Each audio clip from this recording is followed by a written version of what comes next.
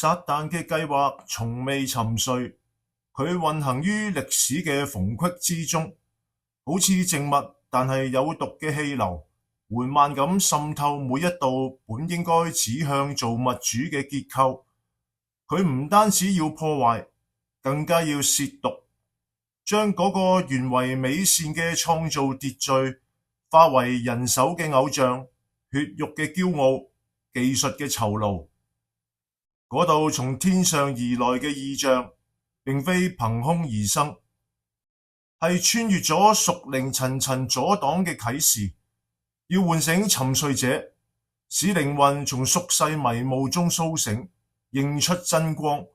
回歸本源。呢個異象如火焰臨到，不容我逃避，而當我選擇行在其中，便也踏入了一場看不見的戰爭。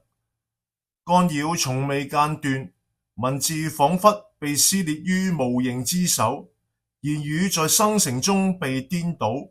鍵盤如同封口的門檻，聲音在傳輸時被扭曲為非我之音。身為以聲音為召命之人，當我發現聲音竟成最不受控制之物時，我知道這不再只是技術層面的干擾，而是屬靈的壓制。佢喺度針對信息本身嘅釋放。當我放低短篇故事嘅框架，轉身直接面對嗰個從起初至今仍然喺度運行嘅撒旦計劃，黑暗嘅力量亦越加赤裸現形。佢知道我所說之事，若被人聽見明白，將會撕裂佢嘅偽裝，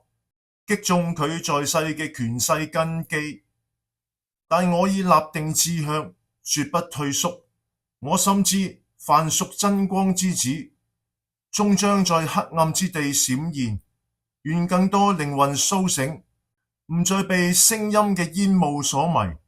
唔再被制度嘅光影所困。願造物主嘅榮光如破曉雷霆，照亮呢個被撒旦籠罩嘅地表，直到造物主嘅國度在人心中再次立穩。